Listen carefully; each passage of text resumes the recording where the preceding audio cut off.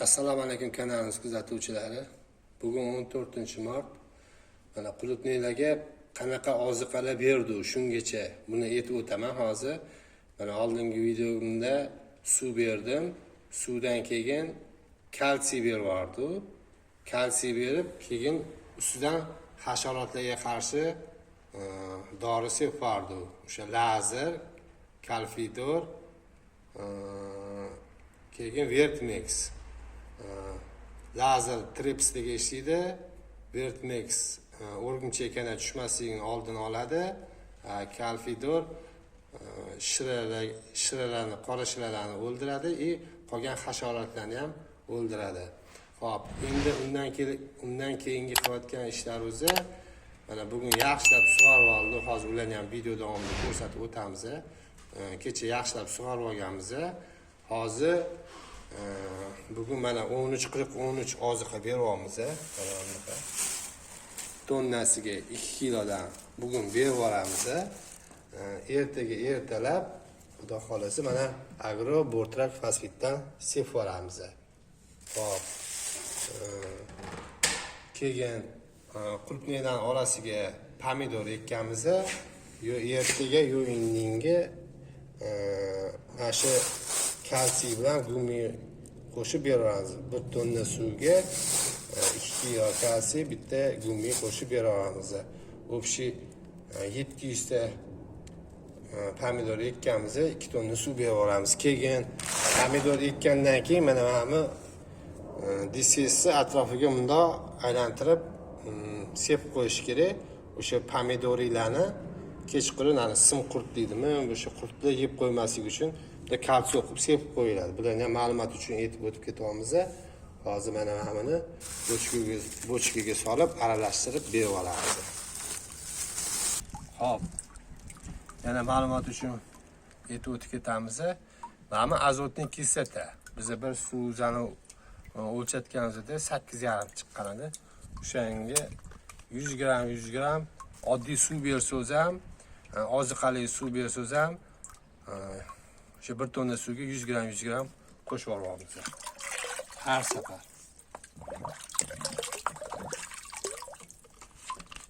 Xo'sh.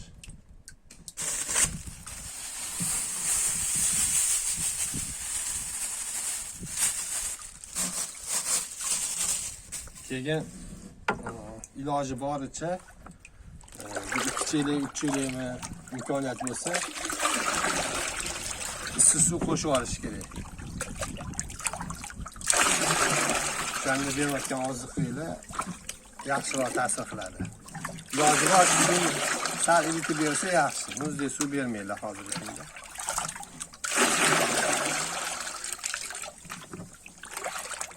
Bizda imkoniyat bor. Mana bu kuzudan issiq suv ichadi. Issiq suv qo'shib yaxshilab eritib, aralashtirib, hozir kapilishlarni ko'zani ochib olamiz. Mana endi yaxshilab aralashtirib olamiz. Keyin kapilishlarni kalamni yoqib turib, makrozlarni yoqib olamiz. Hozir bularni hammasini birga ko'rsatamiz.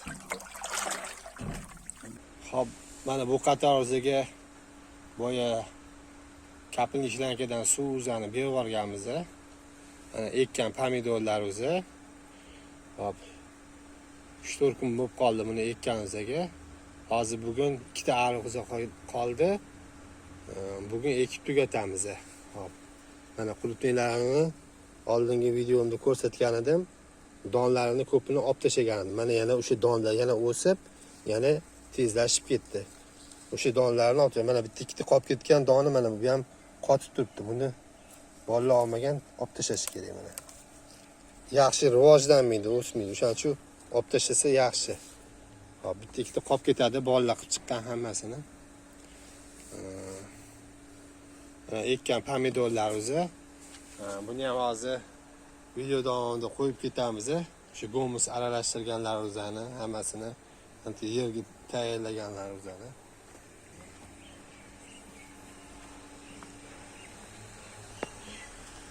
Mana namli yaxshi bo'lishi kerak. O'shanda qulupnaylar yaxshi tugib, yaxshi hosil beradi. Suvga ko'proq e'tibor berish kerak. Mana ekkan pomidorlarimizni orasiga mana pomidor qulupnay ham ekib yubordi. Mana bu yerda har orasiga bittadan ekkanmiz. Qulupnay mana bu yoqqa turib o'zani bu yoq tomoni sulxan sorti. Bu yoqqa ikkitadan ekib chiqilgan. O'sha bular ham gullab, o'sha mevaga kirishni boshladi. Mana bu yoqda eng yoshini ekib qo'yganman. Nari yoqda mana iri-iroqlari bor mana. Buni ham ekkanimga bir necha kun bo'ldi? 10 kuncha bo'ldi mana. O'sha bular ham gullab mevaga kiryapti. O'sha bir xillari mana tanopam chiqazib qo'yibdi. Hop, mana bugun ekamiz pomidorlarni. Bu yerda bitta 1,5 yoshi yo'naladi. Yana bitta yoshimiz bor. 2 qatorga yetadi. Xudo xolasa ertaga yoki indinga pomidorlarimizga ham o'sha kalsiy bilan gumini berib yuboramiz. Keyin atrofiga ildizdori quyib chiqamiz. Keyin nematodiga qarshi o'rin bilan yana emlab chiqamiz. Bularning hammasini kuzatib borsanglar, videolarimizda ko'rsatib qo'yib boramiz. Mana mashina qilib pomidorlarni hozir ekib chiqqanmiz. Keyin yana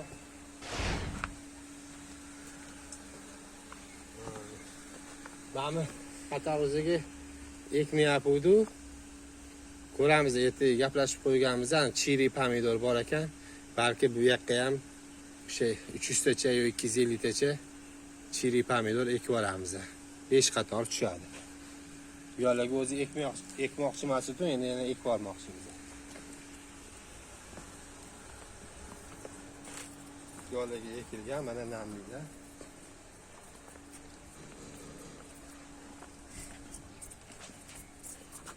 Mana bu yoqlar suv ichyapti. Mana bu yoqni tayyorlayapmiz. Bu yoqni hozir chuqur ochib, go'ng solib, keyin yana boshqa ish qilardi, yana ozgina gidrokompleks bilan ammofoz ham sug'oramiz. Bularni ham hozir agar imkoniyat bo'lsa, oxirida qo'yib yuboramiz.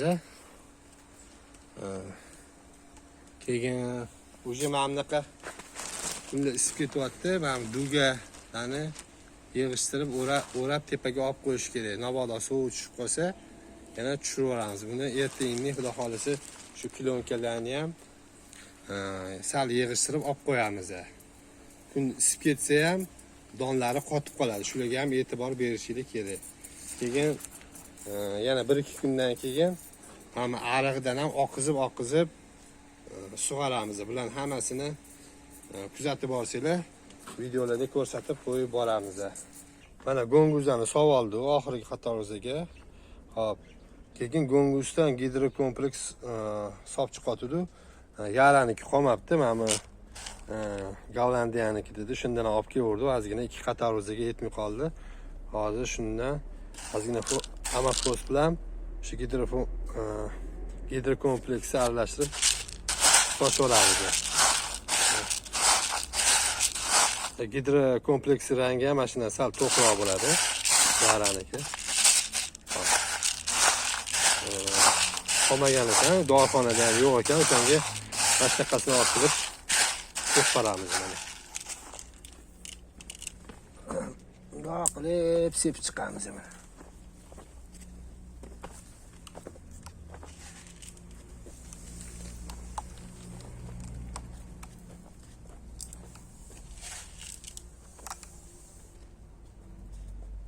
Mana doruzani chochib oldi. Yerda 400 gram, 450 gram atrofida ketdi, 25 metrga. Endi buni mana shunday qilib aralashtirib chiqamiz. Bitta chopib tushamiz, yana chopib qaytamiz. Buni oldingi videolarini ham ko'rsatib o'tganmiz.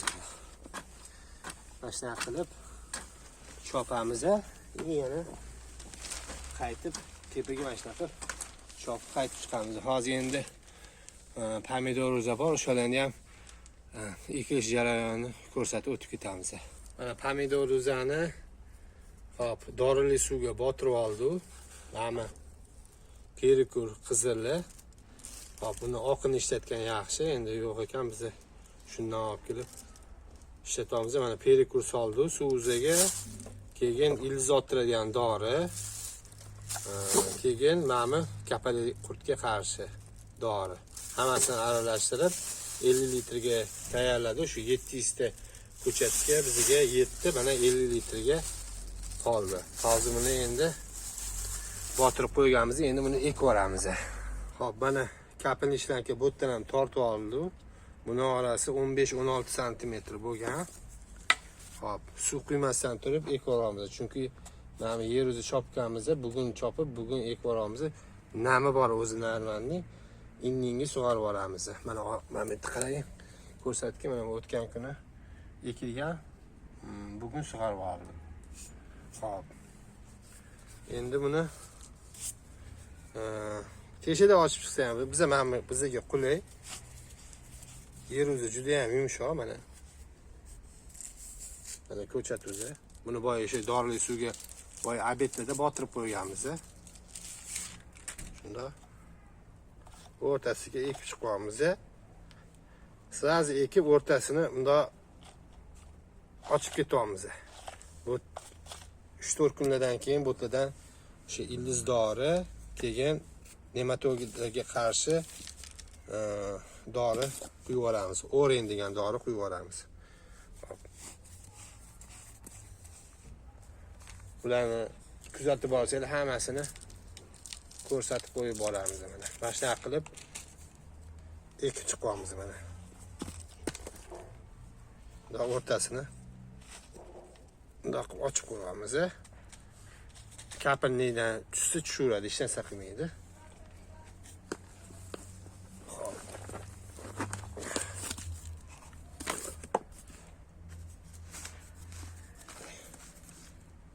Tuproq tushib ketib qolsa yana bitta qilib yuboramiz. Kerakli chuqurligini ochib olgandan keyin ko'chatlar zo'r mana.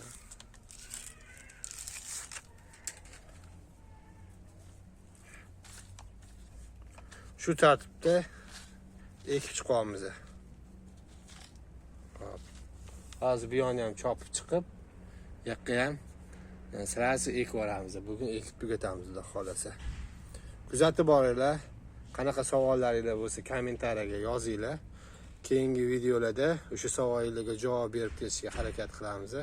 Like bosish esdan chiqmasin.